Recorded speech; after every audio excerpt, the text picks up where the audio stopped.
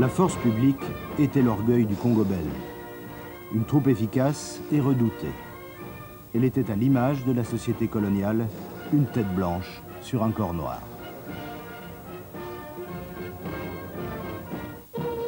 L'histoire des relations tortueuses entre Mobutu et la Belgique a commencé dans ces années-là, quand le jeune Joseph Désiré s'est enrôlé dans la force publique.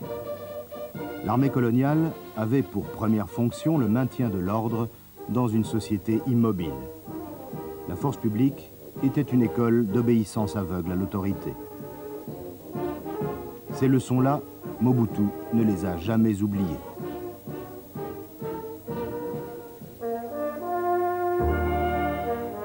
Plus tard, après l'indépendance, quand il sera devenu général et président, il visitera Marche-les-Dames. Dans le domaine militaire, comme dans bien d'autres, le Congo indépendant puis le Zaïre s'inspireront de la Belgique. Le président Mobutu reviendra toujours, de façon obsessionnelle, à ce premier modèle.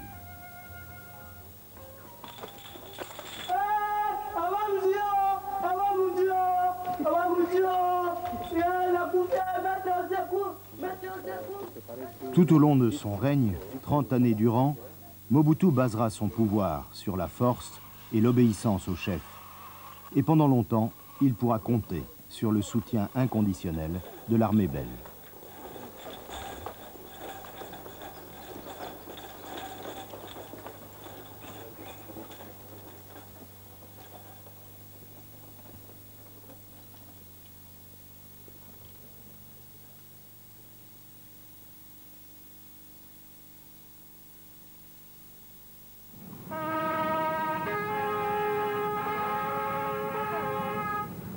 Nous sommes en 1965. Le Congo indépendant vit ses derniers jours de régime démocratique. Joseph Kasavubu est encore président de la République. Joseph Mobutu. Ce jour-là, il élève le général-major Mobutu au grade de lieutenant général. Le commandant en chef de l'armée nationale congolaise, le général-major Mobutu, Joseph Désiré, ici présent, est nommé lieutenant général. Mobutu réalise un rêve qui doit éveiller en lui de nouvelles ambitions. Il porte désormais le même uniforme que le roi Baudouin, l'ex-roi des Congolais. Quelques jours plus tard, il dépose le président Kasavubu et suspend la démocratie pour 5 ans, dit-il.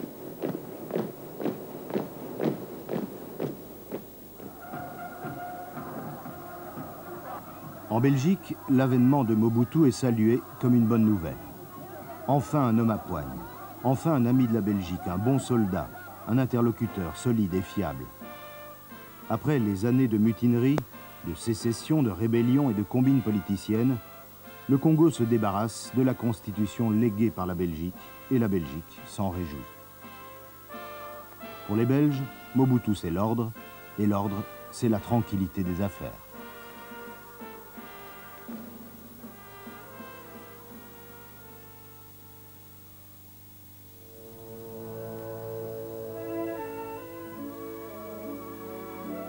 Bien avant de s'emparer du pouvoir, Mobutu était un habitué de la Belgique.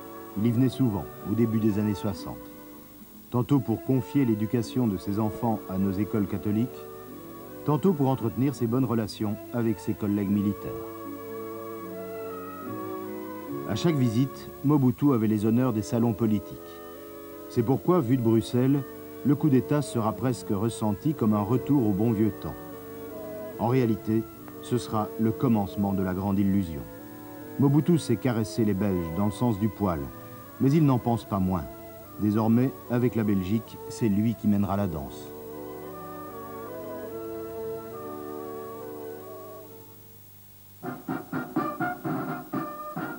Les Congolais, eux, sauront très vite à quoi s'en tenir. Pour s'imposer, le président Mobutu va utiliser d'emblée les 2 ingrédients qui assureront sa longévité, la répression et la surenchère nationaliste. En juin 66, Mobutu fait pendre 4 politiciens accusés de complot, pour l'exemple. Quelques jours plus tard, grand défilé à Kinshasa. Pour rappeler les souffrances de la colonisation, on met en scène la force publique administrant la chicotte. Le spectacle est une longue variation sur le thème nationaliste, avec le Belge dans le rôle de l'indécrottable raciste.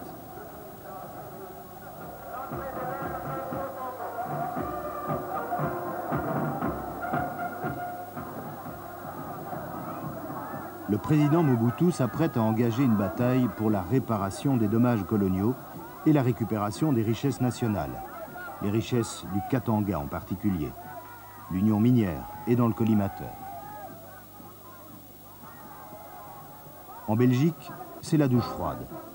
Une certaine presse s'impatiente et brocarde le nouveau maître du Congo. Entre Mobutu et la presse belge, c'est une longue histoire qui commence. Qu'est-ce qui s'est passé?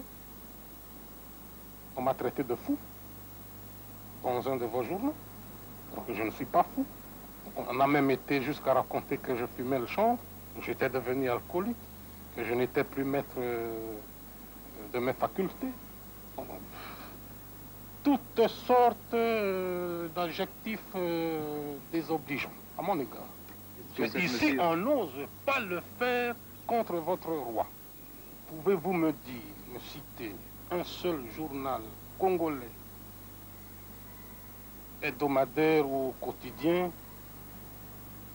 qui a osé une seule fois depuis 6 ans que nous sommes indépendants citer votre roi, donc le roi Baudouin de Belge, dans une seule ligne d'un article?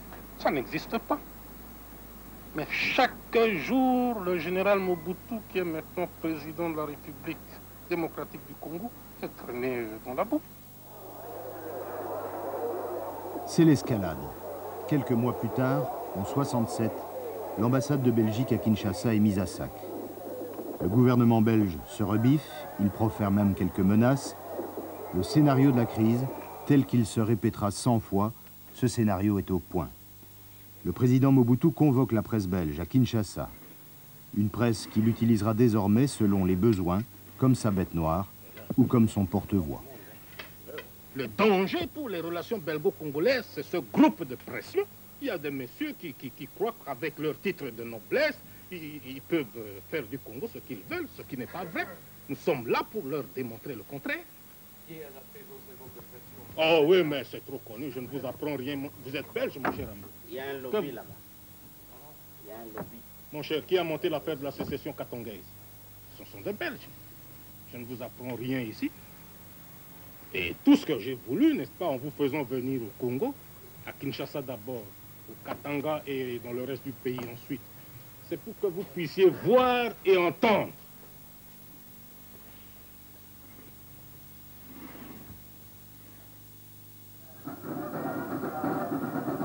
Jamais, depuis Lumumba, un dirigeant congolais n'a été aussi dur, ni aussi franc à l'égard de la Belgique. Mais le plus étonnant avec Mobutu, c'est que la Belgique ne lui en tiendra pas rigueur. Il suffira qu'il change de ton pour qu'elle change d'attitude. Quelque temps plus tard, comme si de rien n'était, Paul-Henri Spaak, le ministre belge des Affaires étrangères, vient à Kinshasa se faire décorer de l'ordre du Léopard. Que s'est-il donc passé? Mobutu a tout simplement décidé que la crise avait assez duré. Son pouvoir est consolidé, l'activité économique a repris, le cours du cuivre est florissant. Mobutu n'a plus intérêt à se fâcher avec la Belgique, bien au contraire. Et en Belgique, les milieux qui ont gardé des intérêts au Congo poussent à la réconciliation. Nous sommes en 1969. Le président Mobutu est en visite en Belgique. Il va partout. Ce jour-là, il est à Gand, invité par la société Sidmar. Monsieur le Président, vous nous faites un grand honneur en venant visiter Sidmar.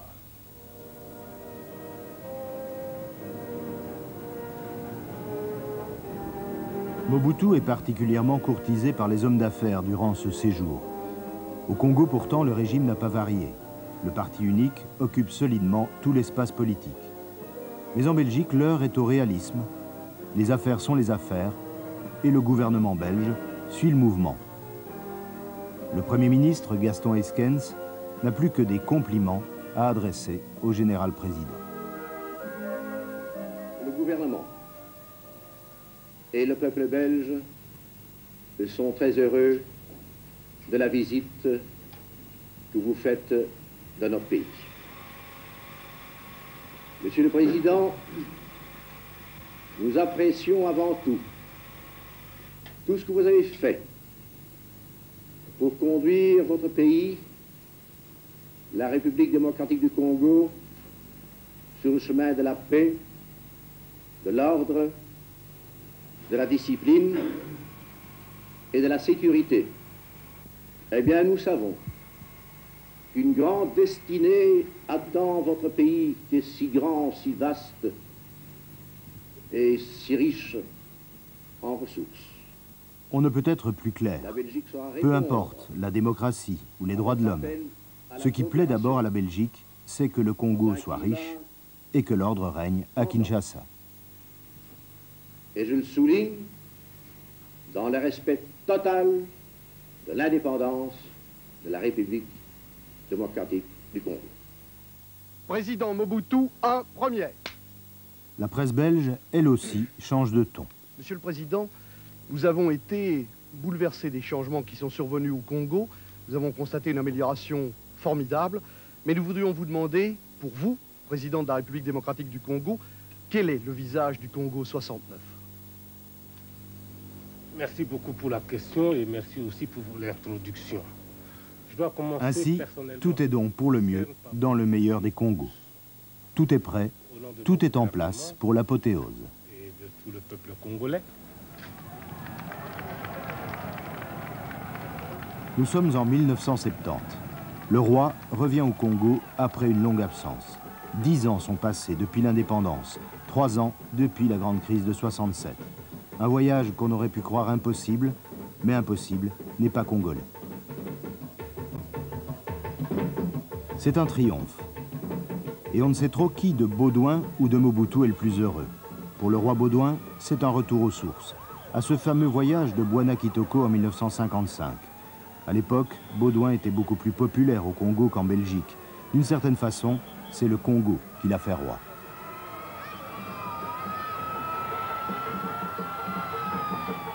Aujourd'hui, 15 ans plus tard, c'est à une autre consécration que l'on assiste, celle de Mobutu, devenu légal et donc en quelque sorte le successeur de Baudouin Ier.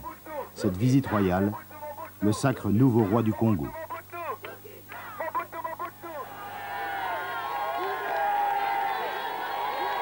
Mobutu Ier va donc ranger ses discours nationalistes. Il se situe maintenant dans le droit fil de l'histoire coloniale. Le fait colonial belge a créé des sentiments et des amitiés entre nos deux peuples.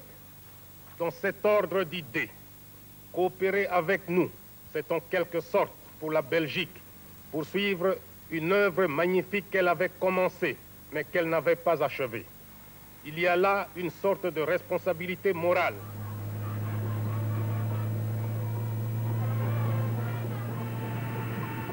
Mais il n'y a pas que les mots, il y a aussi les gestes. Entre Mobutu et Baudouin, il y a autre chose que des convenances. Les deux hommes ont le même âge, 40 ans cette année-là. Ils se sentent proches, complices. Entre les couples se forge une intimité quasi familiale.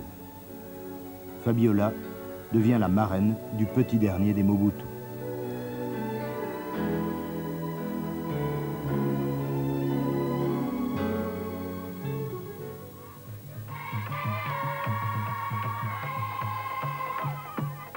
Pendant 2 semaines, à travers tout le Congo, c'est le même accueil délirant pour les souverains, belges et congolais. Un extraordinaire déploiement de séduction et d'imagination, comme cet orchestre improvisé par des enfants avec des pièces de voiture.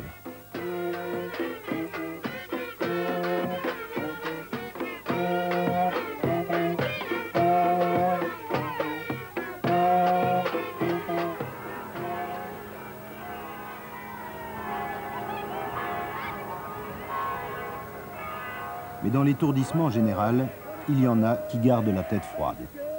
Ce sont les hommes d'affaires. Le général Mobutu a jalonné le parcours royal de quelques grands chantiers et visites industrielles. des travaux gigantesques à la mesure des ambitions du nouveau régime et des appétits financiers de quelques sociétés d'Europe ou d'Amérique. Au Kasaï et au Katanga, les affaires continuent. À Kinshasa, les Belges ont retrouvé pignon sur rue. À vrai dire, qu'ils soient coopérants, commerçants ou entrepreneurs, ils n'ont guère cessé de se comporter au Congo comme dans leur colonie.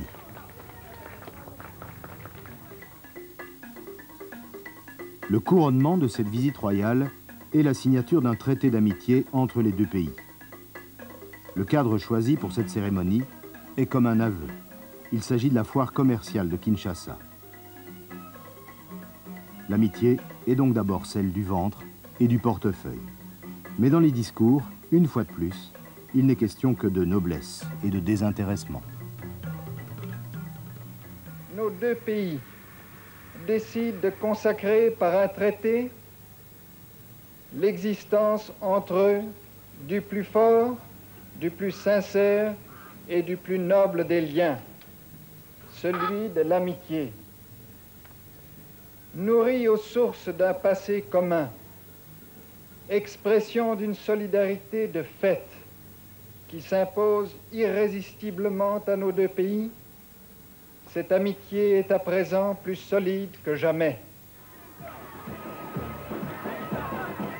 L'amitié qui semble la plus évidente est tout de même celle qui unit le roi au président.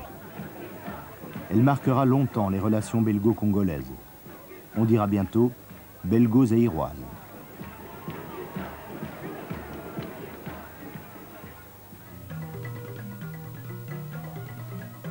Un an après le voyage inoubliable, le Congo devient Zaïre et Joseph Désiré Mobutu devient Mobutu Sese Seko. Il est désormais le guide suprême, le président fondateur du tout-puissant mouvement populaire de la Révolution. Seuls les étudiants de Kinshasa osent encore le braver. Ils sont enrôlés de force dans l'armée. Celui qui se considère à présent comme l'héritier de Léopold II met en place un régime qui ressemble fondamentalement au modèle colonial. Mais il essaye de sauver les apparences nationalistes. En 1971, il décrète l'authenticité. Monsieur le Président, je voudrais tout d'abord vous remercier de l'honneur que... L'authenticité est un ravalement de façade. On déboulonne les statues, on débaptise les rues, on supprime les non-chrétiens et on exalte la tradition. Pour nos Zaïrois, c'est une question de dignité. C'est le respect dû à ses origines. Nous devons, nous autres anciens colonisés, nous décomplexer aussi avec cela. Éviter tout ce qui nous a été légué, qui me paraît à moi franchement être une espèce de coloration. Mobutu, à vrai dire, est déçu par la Belgique. Déçu surtout que les entreprises belges se contentent de faire des profits aux Zaïre et très peu d'investissements. Mais Mobutu est magnanime. Il invite tout le gratin politique belge à Kinshasa. C'est l'époque où les socialistes en particulier soutiennent le régime zaïrois et son discours nationaliste. C'est l'époque où Mobutu zaïrianise les commerces et les entreprises. C'est l'époque où Mobutu invente le mobutisme. Le moboutisme est la pensée, les enseignements et l'action du guide. C'est les mariages du peuple avec son guide. Les modèles se superposent. Il y a la couche d'élitisme colonial, la couche de propagandisme à la chinoise, la couche d'internationalisme panafricain et la couche de clientélisme pro-américain. Plus rien ne semble devoir arrêter le mobutisme. Rien n'est trop beau ni trop grand pour le Zaïre. Et la Belgique, vue de Kinshasa, semble soudain bien minuscule.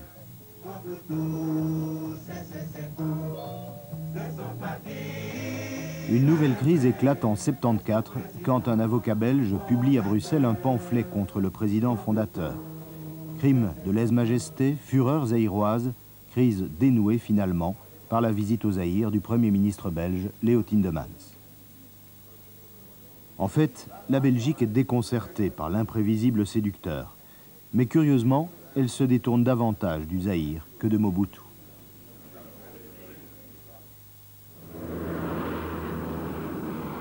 En 77 et 78, coup sur coup, 2 invasions du Chaba par des ex-gendarmes katangais ébranlent le régime Mobutu. Le colosse a des pieds d'argile. La Belgique évacue ses ressortissants et limite les risques, elle prend ses distances, mais elle reste comme attachée à Mobutu.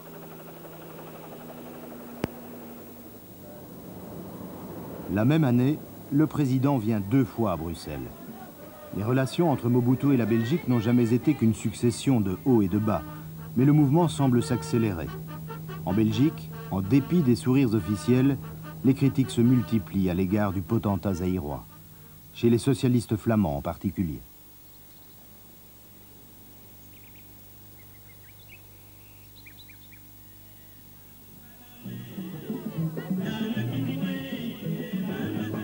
Fin 77, à Kinshasa, on inaugure le Centre de commerce international, un de ces chantiers somptuaires qui ont ruiné le Zaïre et enrichi l'Occident. L'économie est malade, le cours du cuivre s'est effondré, les capitaux ont fui, et avec eux le rêve d'un Zaïre triomphant et prospère. Lorsqu'on dit réalisation de prestige, on voit la cité de la Voie du Zaïre, on voit le bel immeuble que j'ai inauguré hier. Eh bien, ce qu'on voit là n'a pas été décidé pendant la crise. Ce qu'on voit a été décidé pendant que tout allait bien. Et puis, puisque c'était décidé, signé, il fallait réaliser. La façade du mobutisme se lézarde. La propagande se fait mécanique. Une opposition zaïroise commence à se manifester. Elle va envenimer de plus en plus les relations entre Mobutu et la Belgique. Je crois que nous sommes 2 États souverains. Qu'il y ait des problèmes communautaires, flamands, wallons, Eupen, Malmedy, Bruxelles, ça ne nous dit rien. Nous sommes pour l'unité, vous êtes pour la division chez vous, ça ne nous dit rien.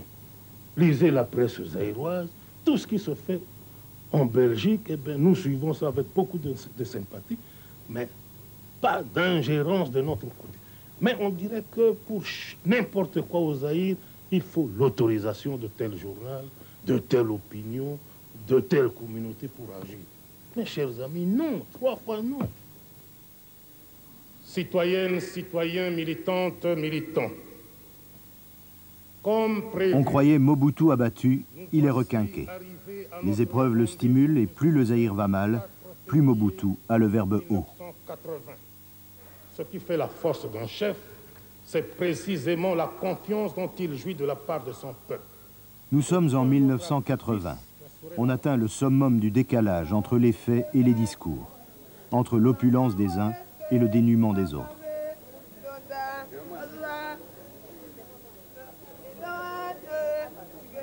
Pendant le congrès du parti, à l'hôpital de Kinshasa, les enfants meurent en masse.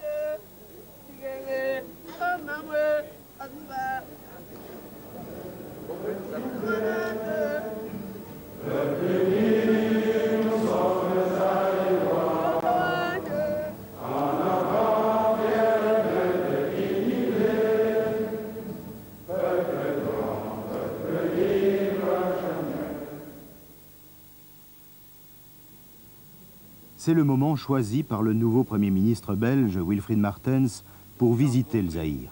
Entre la Belgique et Mobutu, pour d'obscures raisons, c'est à nouveau le grand amour. Que j'aime ce pays, que j'aime ses dirigeants et que j'aime sa population. Comme la plupart des dirigeants belges reçus au Zaïre pendant ces 30 années, Wilfried Martens a craqué. Au cours de ce voyage, il est beaucoup question de gros sous, de dettes, d'assainissement. Mais une fois de plus, les sentiments semblent tout surpasser. Mesdames, Messieurs, chers amis, je vous demande de lever votre verre à la santé du Premier ministre, de Madame Martens, à qui je présente mes hommages les plus déférents, et à l'amitié entre le Royaume de Belgique et la République du Zaïre.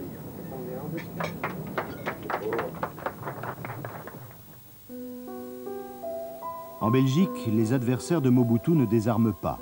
Des manifestants creusent des trous dans les jardins d'une résidence de Mobutu à Uccle. L'opposition zaïroise, de plus en plus brillante, s'installe à Bruxelles. Pour Mobutu, évidemment, il ne peut s'agir que d'un coup bas de la Belgique. Mais le général est au-dessus de tout cela. Mobutu, oyez! Le général se sent même pousser des ailes de maréchal. Nous sommes en 1983. Le tout nouveau maréchal décrète une amnistie pour les opposants et prisonniers politiques. Il décide surtout de relancer son régime par une nouvelle alliance avec la Belgique.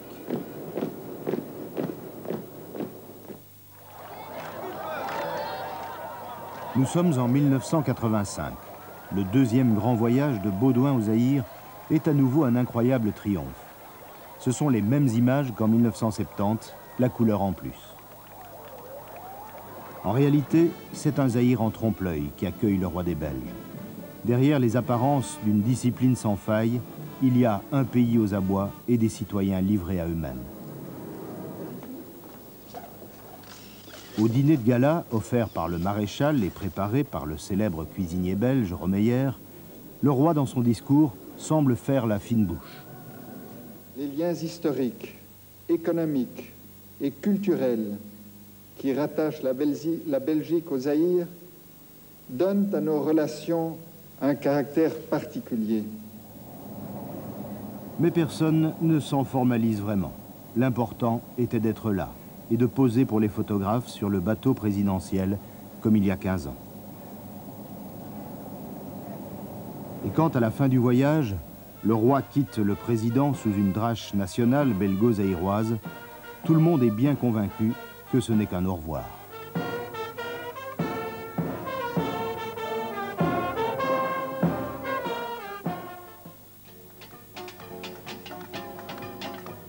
C'était pourtant le dernier voyage de Baudouin au pays qu'il avait fait roi. Entre la Belgique et le Zaïre, les crises vont maintenant s'accumuler, entrecoupées de brèves réconciliations. Mais toutes ces crises, en fait, cachent une réalité. Le Zaïre s'appauvrit et se déglingue. Le Zaïre est étranglé financièrement. La richesse s'y est concentrée dans les minces couches dirigeantes. Pour les autres, 35 millions de Zaïrois, c'est la lutte pour la survie. La position de Mobutu est de plus en plus intenable. Il va essayer de desserrer l'étreinte en s'attaquant au maillon faible des créanciers du Zaïre, la Belgique. C'est Wilfried Martens qui fera les frais de l'opération. Le Premier ministre belge revient au Zaïre en 88. Il tombe sur un Mobutu combatif qui attend un geste de la Belgique pour soulager le Zaïre de sa dette. Cueilli à froid, Wilfried Martens ne sait que répondre.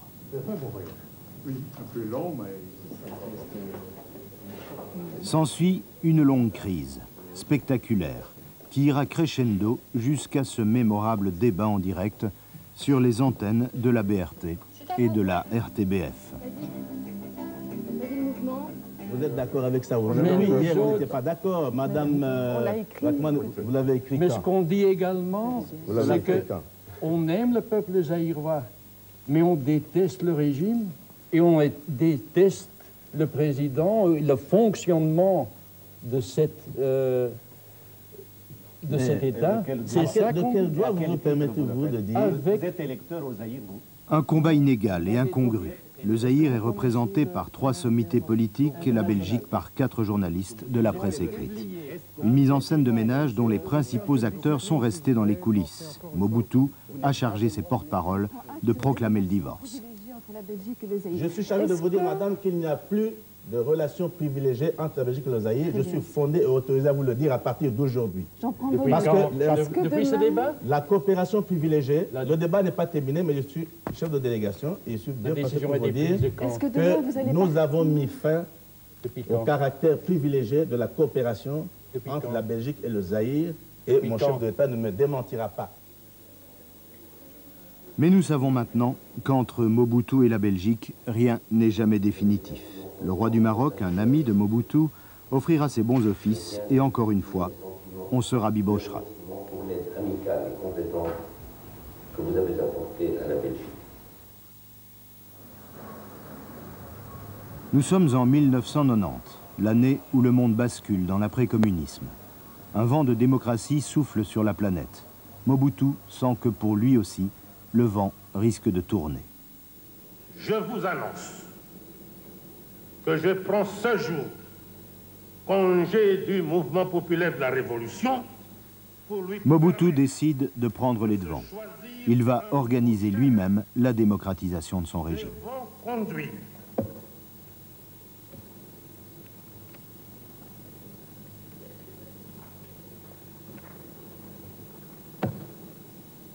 Comprenez mon émotion.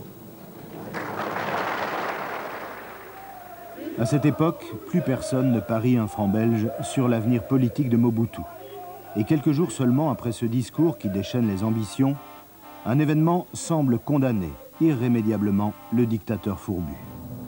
Sur le campus universitaire de Lubumbashi, une révolte d'étudiants est brutalement réprimée par des militaires. Personne n'en connaît le bilan, quelques morts sans doute, mais l'affaire est grossie. En Belgique, elle devient une affaire d'État. La Belgique, qui a bien supporté jusque-là toutes les turpitudes de son protégé, exige cette fois des explications. Elle hausse le ton, elle bouscule Mobutu, en espérant sans doute lui porter le coup de grâce. C'est le contraire qui va se passer. Mobutu va arrêter la coopération avec la Belgique, mais lui va rester en place. Il ira même jusqu'à Lubumbashi pour présider un défilé militaire.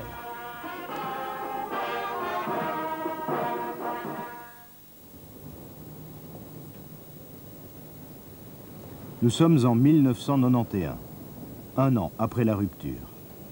Kinshasa vient d'être dévasté par des pillages qui n'étaient pas de simples rapines. C'était un soulèvement populaire, dirigé contre les symboles de l'aliénation zaïroise. L'école belge, les voitures, les résidences des Belges et des bourgeois, les magasins de luxe, mais aussi toutes ces vitrines, des marchands de bonheur, dans lesquels les Zaïrois ne voient plus que leurs illusions perdues.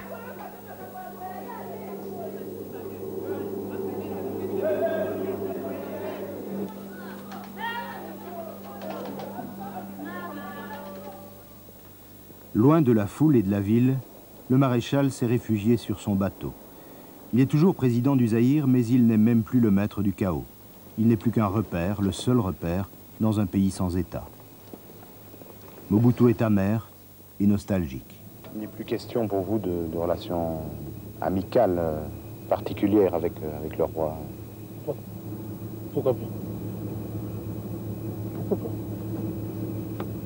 Je n'ai rien contre la famille royale belgique. Vous n'avez plus de nouvelles du roi, en fait. Comment? Vous n'avez plus jamais de nouvelles du roi? Bien sûr que oui. Je suis bien organisé. Très bien organisé. Non, je veux dire, il vous a écrit récemment? L'année dernière, oui. Récemment, non.